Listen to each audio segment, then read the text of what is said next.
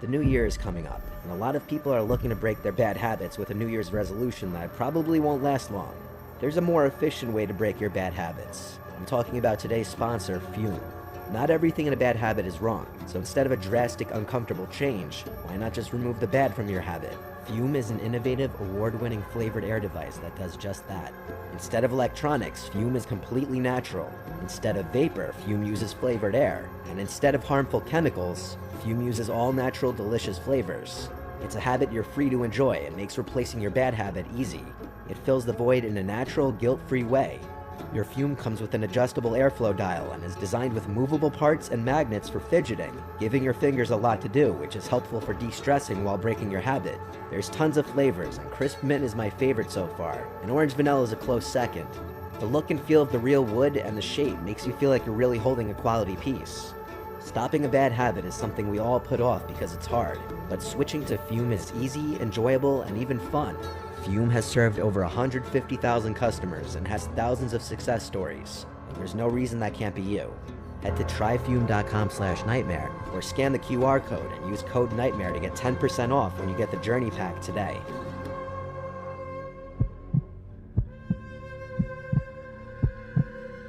I own 3 pieces of real estate, 2 of which I rent out on Airbnb. The third property is my house in Montreal, where I live. Where this story took place was my rental property in Wakefield, Quebec. It's a comfy small home in the woods that's advertised as such. It's a 2-bedroom, but since it's a small house, it's geared more towards couples. Sometimes I'll have groups of 4 or more staying there. Those are the groups I usually worry about because they're the ones who could do damage. With the couples, they usually clean up pretty well after themselves, and I trust a cleaning lady to go take care of the place afterwards. After bigger groups stay, I usually take the drive over there myself to clean and make sure nothing was damaged or stolen. It's only about 2 hours, and when I do decide to take the drive there, I'll most often stay the night there anyway.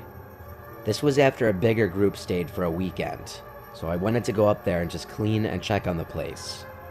I let my nearest neighbor know I was heading up there for the day. Like me, he's also hardly ever there. So when I do go up there, I reach out to him to see if there's anything he wants me to bring around back, like his mail or packages. He texted back pretty quickly that he won't be up there this week, and he'd appreciate it if I could check if there's mail from a specific person. So on my way to his house, I pulled up his driveway to his mailbox. As I walked over to it, I saw footprints in the snow alongside the house. Before investigating that, I checked his mailbox, and there were just a few junky-looking envelopes, like credit card offers. I told him there's no mail from the person he mentioned, and then I let him know that someone had walked on his property. It wasn't the mailman because the footsteps came from the woods, approached the window, and then walked around to the back. He called me, and he told me to check where the footprints led to. I followed them all around the house, and then they led off into the woods on the other side of the house. He said as long as they didn't break in, I don't give a shit. So I left and drove the remaining minute up the hill to my house. The second I got out of the car, I noticed a bunch of footprints in the snow around the property. The guests left a couple days ago, and it had snowed there the day before I arrived, so it was a little interesting that their footprints didn't fill in yet. There was more snow coming tonight, so they'd surely be filled by tomorrow. The first thing I did was change the security lock on the front door for the next visitors. Walking into the house, it was kind of a mess. They left the sink full of dishes and glasses, the garbage bin was full, and cans of pop and beer were everywhere. Some guests are like this because they figure, hey, we're paying a cleaning fee anyway. I triple-checked everything to make sure nothing was taken or missing, and then I began cleaning. I had music playing as I cleaned, but even over the music, I heard something from outside. My house is all the way up on a hill surrounded by woods. No one should ever be here. I turned off the radio, and I heard footsteps in the snow right outside the house. They just passed a window, now going to the backyard. I went to make sure I locked the front door, and then I didn't make any noise. Whoever was out there had to know I was here because my car was out front. After like 20 minutes of sitting in the living room, I decided to get up and go outside to look around. Sure enough, there was a fresh trail of footprints circling the house.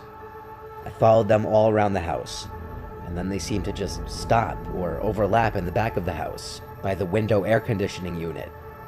I looked out to the woods, feeling like someone was just out there watching. So I went back inside and didn't go outside again that day. I ordered a lot of food on Grubhub that took forever to be delivered, which ended up being my late lunch and dinner. How I spent the rest of my day after cleaning and doing the laundry was just working remotely on my laptop. It was snowing again outside, and it was supposed to snow all night, meaning I'd definitely have some people looking to rent the next few days for the cozy factor. That's usually how it goes. After I was done with work and it was like 8 o'clock, I started watching a movie, and during the movie, I was hearing these creaks and cracks in the ceiling that I'd never heard before. There's no attic, so it was weird. My only idea was that it could be the weight of the fresh snow on the roof. After the movie, I went to bed. I could hear the sound of the snowflakes hitting the windowsill outside. It was so peaceful.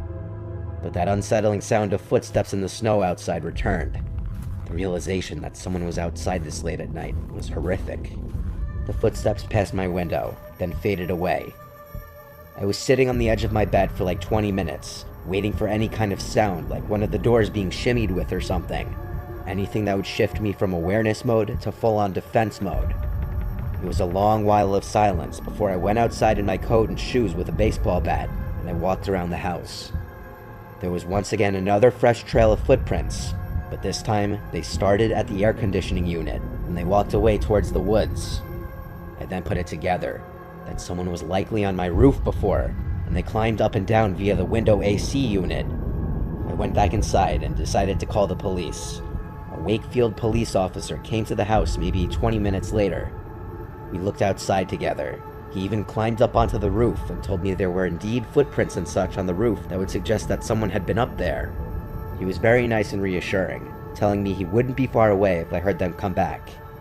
I also told him about the similar footprints at my neighbor's house, just as a warning in case this person or group of people is targeting multiple houses for whatever they're doing. As he left, he said he'd be in the area. The next morning I left, and I rented the place out to a group of guests a few days later. They didn't report anything out of the ordinary. Thankfully, this was only an isolated incident that happened over a year ago.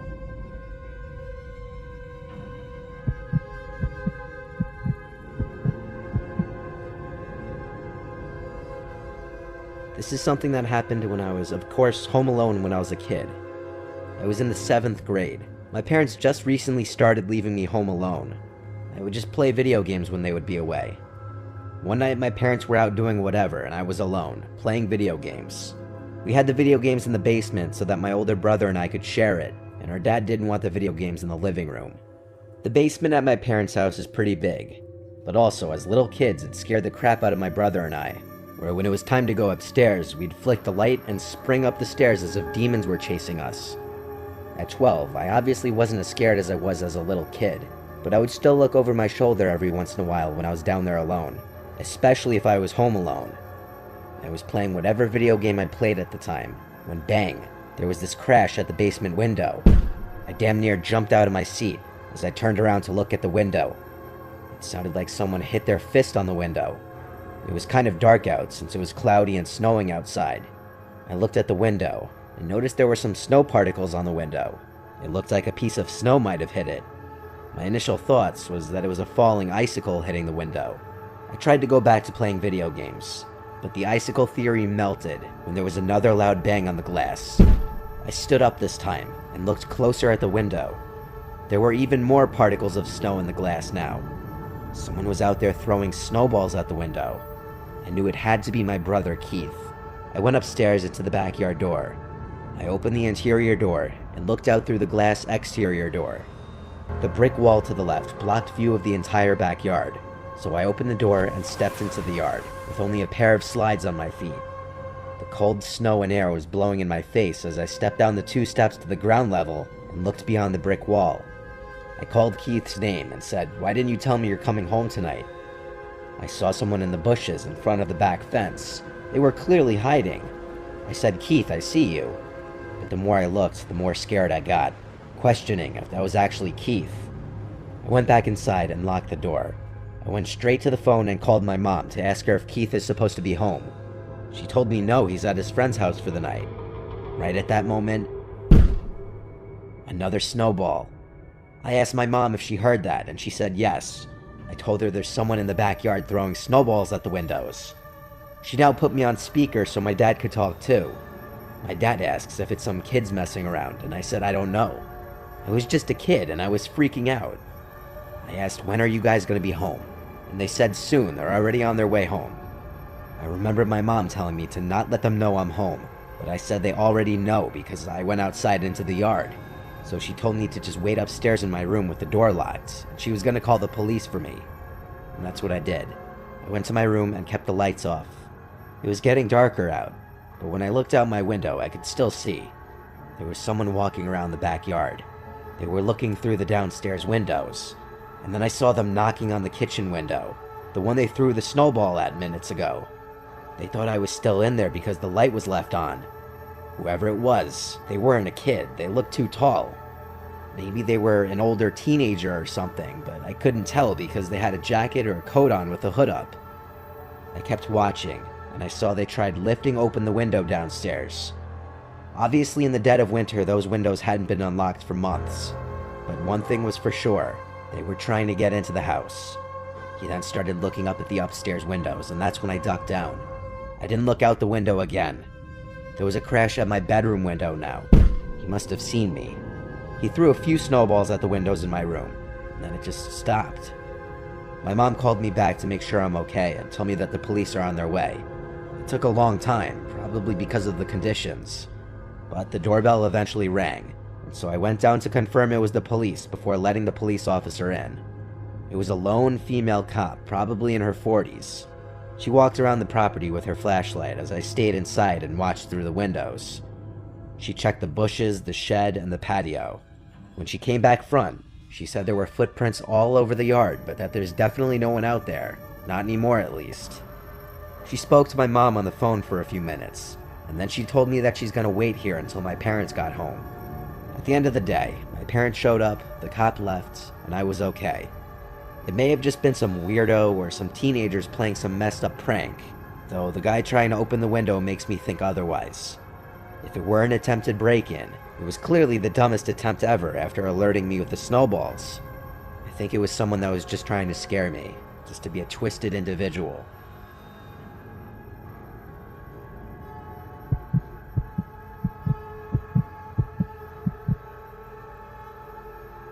Many years ago, I went with my girlfriend Trish, my friend John, and his girlfriend Katie to the Colorado Rockies in the dead of winter. John is a longtime friend of mine who I love to do outdoor activities with, like hiking, snowboarding, and mountaineering. John's family owns a cabin there, so we stayed there for a couple nights. We picked a weekend with snow in the forecast. When we arrived to the cabin, there was already snow on the ground, but there was more snow in the forecast for the next day. The first night we got there, we all unwinded by jumping in the hot tub and having wine. The cabin is very remote in the middle of the woods. There were small snow flurries falling from the sky that night while we were in the hot tub. It was a sign of what was to come tomorrow. The next day, we all woke up to see it lightly snowing outside, lighter than the forecast had let on. Not much new snow had accumulated on the ground yet, but we still held out hope that it would continue to snow throughout the day. John fueled up the quad his family had in a big shed out back. We had to jump it with my car initially, but when it was up and running, we took turns riding it around the trails on his property. This went on for hours, as his property is massive. It has big openings perfect for drifting and doing donuts, and then it has tight, winding trails to ride through. Throughout this foggy day, it was snowing, but earlier in the day it was a light snowfall. John rode around with Katie for a while Trish and I were outside sledding down this big hill on the property. After a while of this, we all went out for lunch. I took my pickup truck there, so getting around in the snow wasn't an issue. By the time we got back, the girls were ready for a nap. John and I said screw that, and we put on our hiking gear and went into the woods, climbing one of the trails we had been riding around on the quad. This trail went way up the mountain though, past John's property, so we began to climb. Both of us are really fit, so we're used to this kind of thing. But for the average person, hiking an uphill in the snow with heavy boots on can get very tiring. We hiked for about half an hour to an hour up the mountain before we made it near to the top. Or at the very least, we stopped at a spot that would have been an amazing view if it weren't so foggy and snowy. All we could see was white. We took a break up here though and sat in the snow. The snow was starting to come down a lot harder now. The forecast was right. I asked John for like the third time, "Are you sure you know how to get back?" And he said yes, absolutely. So he led the way back down the mountain. It was a full-on blizzard at this point, so we picked up the pace. Luckily, going down is a lot easier than going up. At some point as we were descending, I heard this moaning, humming type sound coming from behind us out of nowhere. I told John to stop and asked if he heard that. He said no. We stood still and waited. Then it happened again. There was this rumbling, moaning type sound coming from not far behind us. It didn't sound like an animal, it sounded human. We both turned and started going quicker down the mountain after hearing it. I said, "What is that?" And he said he has no idea. I started to hear footsteps from behind us. I said to John to stop again, and then we stopped and listened. You know how it's dead silent during a snowfall? Well, that's why it was so easy to hear footsteps from behind us. It was so foggy and the forest was so thick, however, that it was near impossible to see whoever it could have been. John said that was definitely not the sound of an animal, and no animals would be following us, especially when we're making noise. I suddenly felt a vibrating in my coat pocket. I took out my phone and saw Trish was suddenly blowing up my phone. She must have been trying to reach me, but I didn't have service until now, and all her texts sent at once. As we continued to walk, I took off my gloves so I could answer what she was saying. But as I read her texts, I started to worry. She was asking if that's John and I outside of the cabin, and that they're scared to go out there. I replied the best I could with my wet fingers, "What do you mean?" It didn't deliver. I tried calling, but it went to voicemail. I lost reception again. I told John about the text, and said we have to hurry. All the while, we kept hearing humming and moaning sounds not far behind us. We were basically running at this point, all the way down back to the cabin. We finally saw the lights of the cabin through the quickly darkening woods. We got to the cabin and knocked on the door for the girls to let us in. Once inside, the two of them started talking over to each other, trying to explain what happened. Basically, what they told us was that they saw two people walking around outside like 10 minutes ago, one of them stopping by the window and looking in. They were too scared to go over and shut the blinds until we got back, so they stayed hidden in one of the rooms. John went to his dad's room to get a gun. All the blinds were closed now. The problem was we still had to go out for dinner, so John and I went outside after tensions cooled. He brought the gun with us. We looked around quick, then told the girls that it was clear to come to the car. We didn't bother telling the girls about the sounds in the woods because it would just further scare them. We went to a diner, then came right back. We skipped the hot tub tonight and instead had a movie night inside. It was interrupted by a loud and aggressive knock at the door. We all looked at one another, and I could see the fear in everyone's eyes. John grabbed the gun off the table, and he came back over to us. Whoever was out there knocked again. John asked if he should threaten to shoot them. I said no, we should just remain quiet. There was never a third set of knocks. The girls went to the bedrooms, while John and I stayed in the living room, waiting in silence for about half an hour. He had the gun loaded, though I know he was hoping he wouldn't have to use it. The two of us opted to sleep in the living room that night so that we would be able to hear anything. We made it through the night. The next morning, we all packed up. I helped John clean up and put everything back into the shed outside. Then we left. But the really weird part was that there were no footprints at all in the snow outside the next day. It's possible that they were filled in by the new snow, but still, it seemed weird. Whatever was going on there that night couldn't have been good.